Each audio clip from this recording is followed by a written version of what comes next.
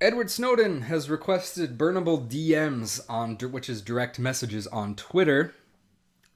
And in response to this, one of Twitter's head honchos said, "That's a great idea." So, what does he mean by a burnable DM? Well, I'm assuming what he means is you would direct message someone, and that message would have either like a time limit on it, and then it would completely erase, never to be found again, or it would work kind of like Snapchat, which is the more likely way I'm assuming that it would work, where you can read the message only once or only a finite amount of times. Maybe you could set that amount in the settings for the message, and then the message erases itself, never to be found again. So what's the problem with this? The problem with it is that Twitter is a huge multinational corporation. Twitter has no obligation to protect your data whatsoever. If the government comes knocking on their door, they're simply going to hand over your information.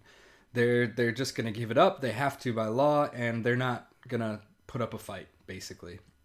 They don't have a reason to.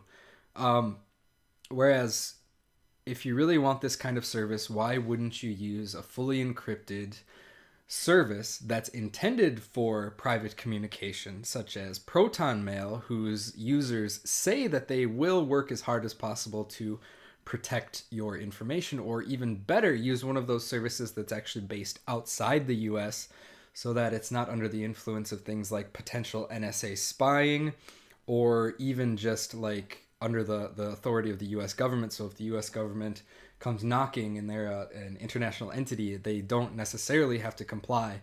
So, or they can at least put up a better fight. I don't really know why Snowden would want this for Twitter. And again, the same issue that Snapchat has, where, you can literally just screenshot the message and it lives forever. And there's not really a way for anyone to stop that kind of functionality. So you know that someone's going to be a dick, and you're gonna burnable DM your dick to someone, and then that person's going to screenshot your dick and send it all over the internet, and then your dick lives forever.